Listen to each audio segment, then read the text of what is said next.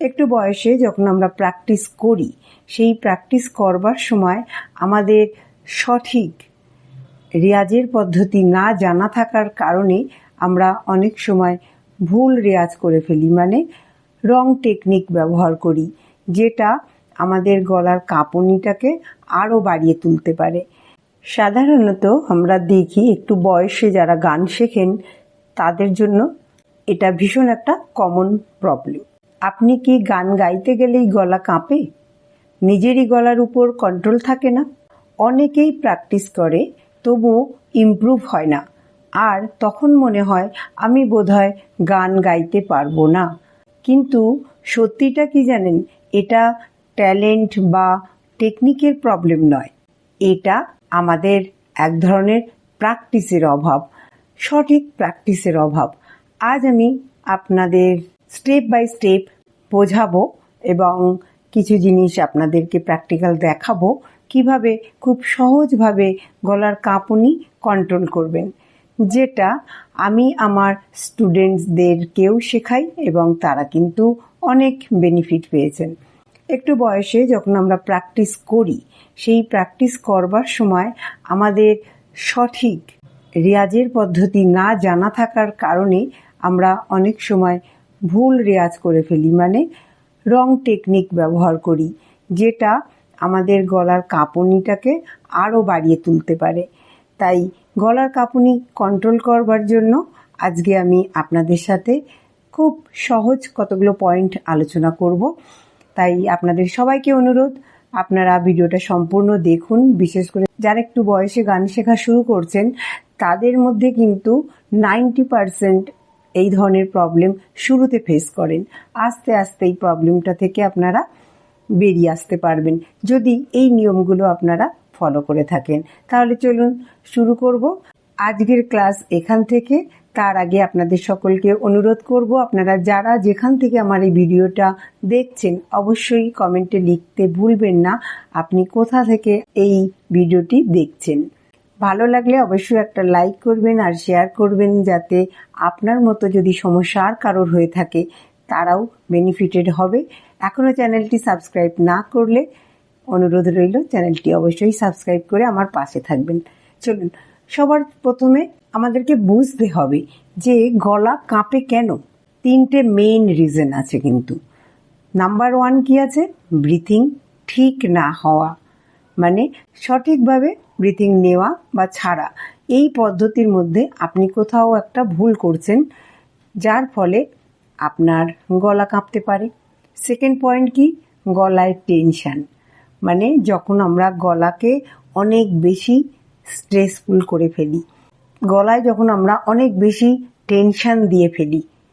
টেনশনটা কেন আসে সেটাও কিন্তু কোথাও না কোথাও আমাদের ব্রিথিংয়ের সাথেই লিঙ্ক থাকে। কারণ আপনি যে ব্রিথিংটা নিচ্ছেন সেটাকে আপনি কিভাবে ছাড়ছেন বা কখন আপনি সেই সঠিকভাবে সেই ব্রিথিংটা ছাড়বেন এবং নেবেন, এই যে ছাড়া বা নেওয়া, এর প্রক্রিয়ার মধ্যে যখন সামঞ্জস্য থাকে না তখন কিন্তু আমাদের গলায় টেনশন তৈরি হয়। মানে আপনি কন্ট্রোল করছেন না আপনার ব্রিথিংকে, আপনি উইথাউট কন্ট্রোলিং আপনার ব্রিথিংকে ইউজ করছেন। তাই গাইবার সময় ব্রিথিং কন্ট্রোল ভীষণ দরকার। আর ব্রিথিং নেওয়া বা ছাড়া যতটা ইম্পর্টেন্ট, ঠিক ব্রিথিংটাকে ইউজ করা, কিভাবে আপনি ব্রিথিংটাকে ইউজ করছেন, কিভাবে কন্ট্রোল করছেন, কন্ট্রোলটা কিন্তু একই রকম গুরুত্বপূর্ণ বিষয়। তাই ব্রিথিং যদি প্রপার কন্ট্রোল না করতে পারেন তাহলে আপনার গলায় টেনশন তৈরি হবে। নাম্বার 3, নার্ভাসনেস বা ফিয়ার। অনেক সময় নার্ভাসনেস থেকে বা ফিয়ার থেকেও কিন্তু এই গলার কম্পন, এই ধরনের জিনিসটা উৎপন্ন হয়ে থাকে। আপনি যখন রেয়াজ করছেন তাহলে আপনাকে প্রত্যেকটা পয়েন্ট যেগুলো আপনাদের সামনে রাখলাম এইগুলো আপনাদেরকে যাচাই করে দেখতে হবে কোন পয়েন্টটা আপনার গলার সাথে যুক্ত। আপনার মনে যদি কোনো ভয় থাকে, নার্ভাসনেস থাকে, সেটা দূর করতে হবে, গলায় টেনশন দূর করতে হবে, আর আমাদের সঠিকভাবে ব্রিথিং নেওয়া বা ছাড়া এই প্রক্রিয়াটাকে জানতে হবে, বুঝতে হবে এবং অ্যাপ্লাই করতে হবে। যখন আপনি ঠিকভাবে শ্বাস নিতে পারেন না তখন ভয়েস স্টেবল থাকে না, আর ভয়েসের মধ্যে কম্পন তৈরি হয়, আর এই কম্পন তৈরি হওয়ার ফলে আমাদের ভয়েসটা কাঁপে। আর যদি গলায় চাপ পড়ে তাহলেও একই সমস্যা হয়। যদি আপনি একই দমে প্রপার ব্রিথিংটাকে ইউজ না করে আপনি যদি সেই আনকন্ট্রোল ওয়েতে ব্রিথিংটাকে রেয়াজের মধ্যে টেনে নিয়ে যান তাহলেও কিন্তু আপনার গলার ওপরে চাপ পড়ে। তাই এর সলিউশন কি, এর থেকে কিভাবে আপনি বেরিয়ে আসতে পারবেন? এর থেকে আপনাকে বেরিয়ে আসবার জন্য রিল্যাক্সেশন ভীষণ দরকার। রিল্যাক্স মানে নার্ভাসনেস দূর করতে হবে, কন্ট্রোল, নিজের ব্রিথিংয়ের উপরে কন্ট্রোল রাখতে হবে, আর রাইট প্র্যাকটিস মানে আপনাকে সঠিক প্র্যাকটিস করতে হবে। ঠিক, তাহলে চলুন এবারে আমরা এই 3টে পয়েন্ট নিয়ে আগে বাড়বো। চলুন শুরু করি সবচেয়ে ইম্পর্টেন্ট টেকনিক দিয়ে, ব্রিথিং কন্ট্রোল। স্টেপ ফলো করুন। নাক দিয়ে ধীরে শ্বাস নিন 4 সেকেন্ড, 2 থেকে 3 সেকেন্ড ধরে রাখুন, মুখ দিয়ে ধীরে ছাড়ুন। খুব সহজ একটা প্রক্রিয়া। এবার আপনারা দেখুন কিভাবে করবেন, প্র্যাকটিক্যাল লক্ষ্য করুন। আমরা দেখব যে ব্রিথিং কন্ট্রোল কিভাবে প্র্যাকটিস করব। তার মানে নাক দিয়ে প্রথমে আমরা শ্বাসটা নেব, সেটাকে 2 থেকে 3 সেকেন্ড হোল্ড করব, আর তারপরে মুখ দিয়ে সাউন্ডের মাধ্যমে বের করা। তার মানে আপনি প্রথমে সা,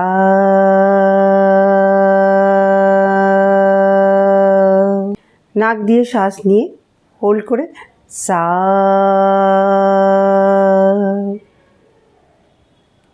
রে,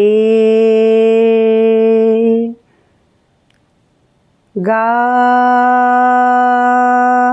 তার মানে এইভাবে নাক দিয়ে আমরা শ্বাসটা নেব, একটু হোল্ড করে মুখ দিয়ে আমরা প্র্যাকটিস করব, যে রেয়াজটা প্র্যাকটিস করব মুখ দিয়ে সেই শ্বাসটাকে আমরা বের করব। লক্ষ্য রাখবেন সাউন্ড যেন একদম স্মুথ থাকে, না কাঁপে। দিনে 5 মিনিট প্র্যাকটিস করলেই আপনার কন্ট্রোল অনেক ইমপ্রুভ হবে। চলে যাব point 2, slow plus break practice. তার মানে দ্বিতীয় টেকনিকটা কি? Slow practice plus breaking line. অনেক সময় একটু বয়সে দেখা যায় যে ফুল লাইন মানে কমপ্লিট একটা লাইনকে যখন আমরা একটা দমের মধ্যে বলবার চেষ্টা করি সেই ক্ষেত্রে আমাদের কন্ট্রোল হারিয়ে যায়, মানে আমরা সেই দমটাকে প্রপার ধরে রাখতে পারি না। যেমন যদি মনে করুন সা রে গা মা পা ধা নি সা, এই লাইনটাকে আপনি একবারে গাইবার চেষ্টা করছেন, দেখা যাচ্ছে যে আপনি দমে কুলিয়ে উঠতে পারছেন না, আপনার দমের মধ্যে প্রবলেম হচ্ছে। সেই ক্ষেত্রে আপনি কি করবেন, ইনস্টেড সা রে গা একটা পজ নিন, মা পা আবার একটা পজ নিন, তারপরে ধা নি সা। তার মানে যখন আমরা একসাথে সা রে গা মা পা ধা নি সা পুরোটা গাইতে গেলে দমের অভাব উপলব্ধি করি, তাহলে সেই ক্ষেত্রে একসাথে পুরো নোটটা না গিয়ে আমরা ছোট ছোট টুকরো করে নেব, যাতে আমাদের ওই সুরটা যেন স্টেডি হয় আর কোনো কম্পন তৈরি না হয়। যেমন যদি আমি একসাথে গাইতে যাই, যেমন রে গা মা পা ধা নি সা, সাপোজ মনে করুন আমি দমে কোলাতে পারলাম না, তাহলে আমি সা রে গা মা পা ধা নি সা, সা নি ধা পা মা গা রে সা। এইভাবে ছোট ছোট টুকরো করে আমরা স্বরের প্র্যাকটিসটা করতে পারি। এতে আপনি প্রতিটি নোটে কন্ট্রোল পাবেন আর গলা কাঁপাও আপনার কমে যাবে। চলে আসবো point 3, lip drilling plus humming. ভীষণ ইন্টারেস্টিং এবং একটা ফানি এক্সারসাইজ। এখানে যেমন লিপ ড্রিল আমরা কি জানি, সাউন্ড, তাহলে এই সাউন্ডটা আর হামিং, এই দুটো এক্সারসাইজ কি হেল্প করে আমাদেরকে, আমাদের ভোকাল কর্ডকে রিল্যাক্স করে, থ্রোট ওপেন হয় আর ভাইব্রেশন কন্ট্রোল হয়। প্রো সিঙ্গার্সরা প্র্যাকটিসের আগে এটা করেই থাকেন অ্যাটলিস্ট 5 মিনিটস। তাই যদি আপনি নিয়মিত 2 থেকে 3 মিনিট করতে পারেন তাহলেই আপনি একটা হিউজ ডিফারেন্স বুঝতে পারবেন। তাহলে কিভাবে আমরা করব? হামিং আমরা জানি, যেমন গলার মধ্যে একটা কম্পন তৈরি করা হামিং,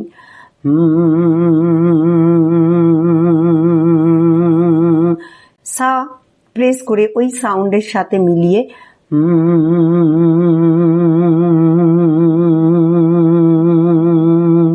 ট্রাই করুন 1 থেকে 2 মিনিট। আবার সেম লিপ ট্রিলিং, মানে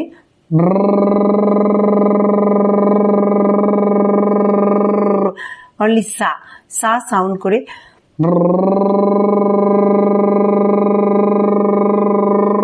বা আপনি তানপুরা অন করে সেখানেও আমরা প্র্যাকটিস করতে পারি।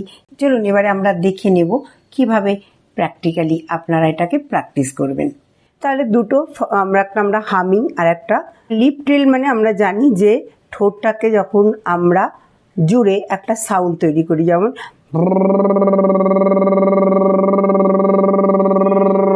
তার মানে দুটো ঠোঁটকে আলতো জুড়ে তার মধ্যে দিয়ে একটা কম্পন তৈরি করা, এবং সেটা যাতে একটা কনস্ট্যান্ট সাউন্ড তৈরি করতে পারে, এমন নয় যে বারবার আপনার আওয়াজটা ভেঙে যাচ্ছে, টুকরো হয়ে যাচ্ছে। তার মানে যদি সা, এই সাটাতে আমি যদি লিপ ট্রিল করি,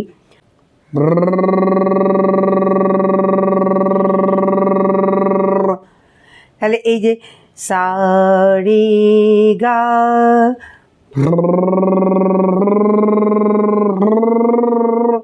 কিংবা আপনি একই জায়গায় একটা স্বরেই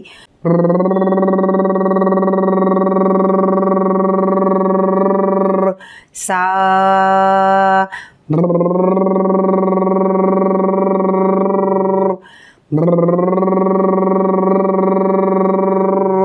তাহলে লিপ ট্রিলের মাধ্যমে আমাদের ভোকাল কর্ড রিল্যাক্স হয়, আমাদের থ্রোট ওপেন হয়ে যায়, আর আমাদের ভাইব্রেশন, গলার সাউন্ডের ভাইব্রেশন অনেকটা কমে যায়।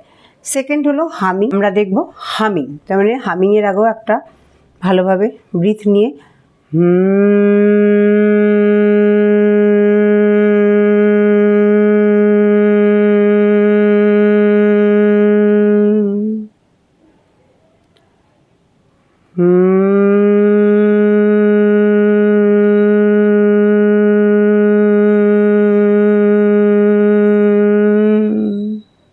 তাহলে এইভাবে এই দুটো প্র্যাকটিস আমাদের গলাকে কিন্তু অনেক হেল্প করে। তাহলে দেখলেন ডেমো, কিভাবে আপনারা প্র্যাকটিস করবেন অবশ্যই বুঝতে পেরেছেন।